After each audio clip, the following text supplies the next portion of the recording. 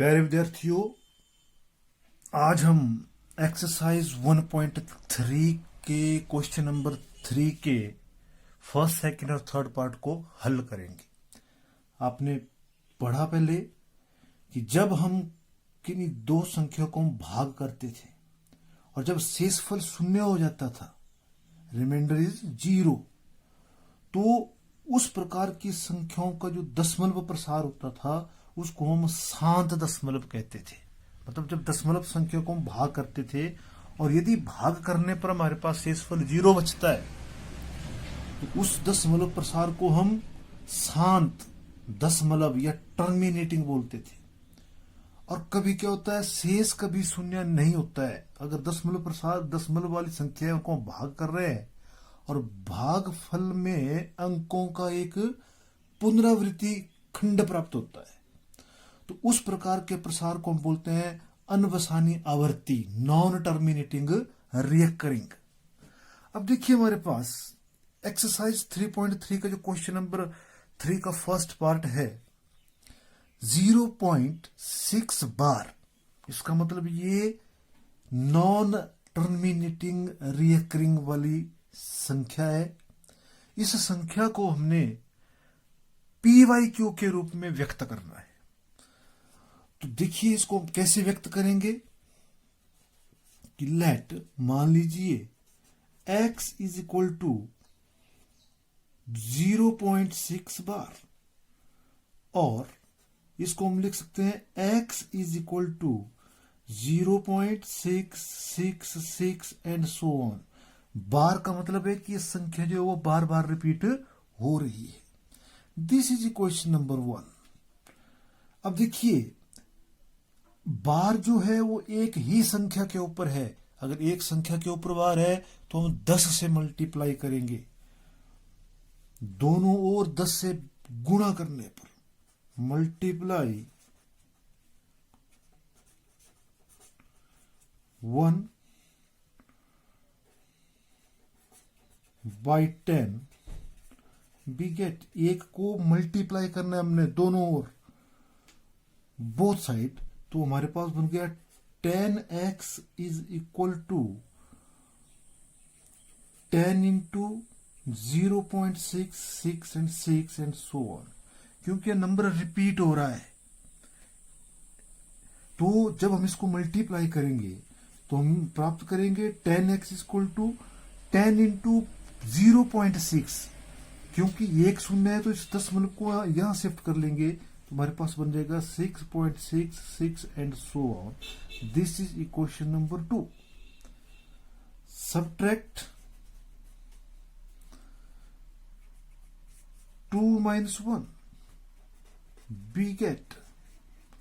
2 में से 1 को घटाएंगे, हमारे पास बन जाएगा 10x minus x, 10x minus x is equal to 6.666 and so on minus 0.666 and so on, bracket close, we get 9x is equal to 6.66 में से जब 0.66 घटाए हमारे पास बचे 6, और x इज इक्वल टू 6/9, 3 से भाग हो जाएगा, 3 2 6 और 3 3 9, तो x is equal to 2/3।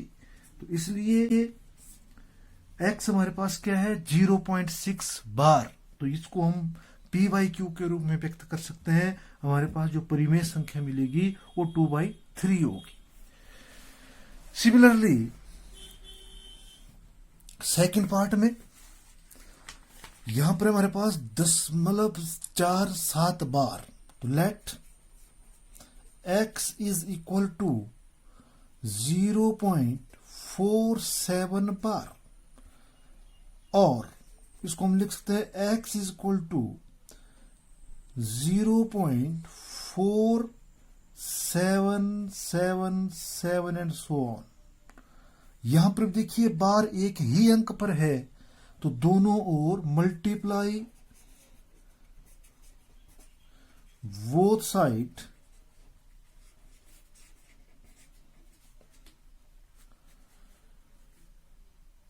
by 10, this is number 1, 2,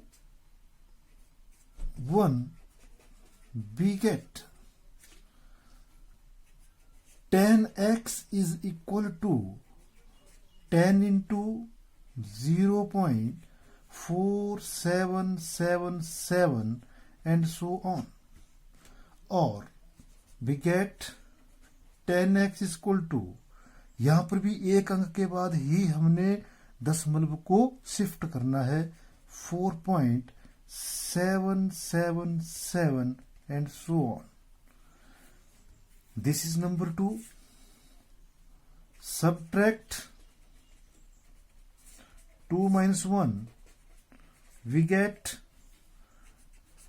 10x minus x is equal to 4.777 and so on, minus 0.477 and 7 and so on. We get 9x is equal to 4.77 में से 0.4777 घटाए, हमारे पास बचा 4.3, और x is equal to 4.3/9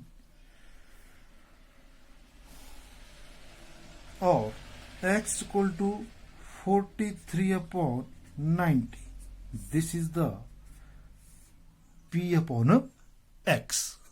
इसी प्रकार इसका third part है, 0.001 को PYQ के रूप में व्यक्त करें. इसके ऊपर भी बार लगा है, देखिए, let x is equal to 0.001 bar, और x is equal to, बार का मतलब ये संख्या रिपीट हो रही है, 0.001 001 001 and so on. This is question number 1. अब देखिए यहां पर बार जो है वो 3 अंकों के ऊपर लगा है, तो दोनों ओर 1000 से हम मल्टीप्लाई करेंगे. Multiply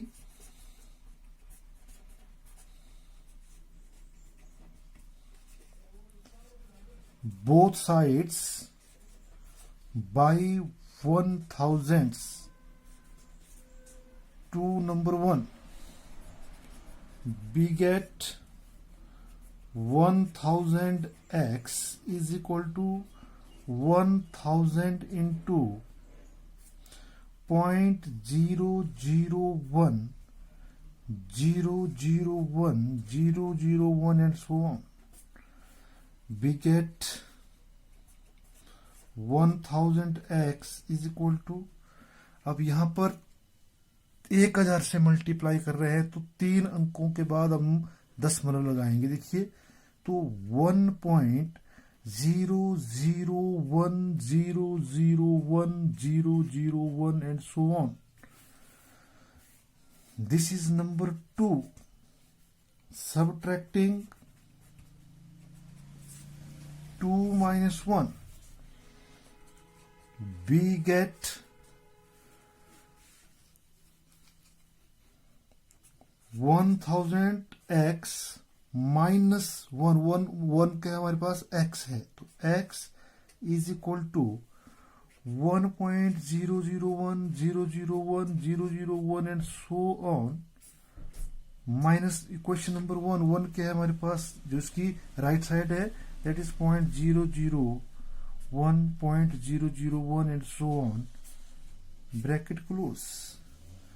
We get 999x is equal to 1, और x is equal to 1/999. This is the form of rational numbers. इसलिए 0.001 बार को हम 1/999 के रूप में व्यक्त कर सकते हैं. जब ऐसे प्रश्नों को हमने हल करना है, हमने देखना है कि कितने अंकों के ऊपर बार लगा हुआ है। जितने अंकों के ऊपर बार लगा हो उतने शून्य लगा के हम दी गई संख्या को, जिसको हमने x माना है, दोनों ओर उतने शून्य लगाकर हम गुणा करेंगे और घटाएंगे और दी गई संख्या को पी वाई क्यू के रूप में व्यक्त करेंगे।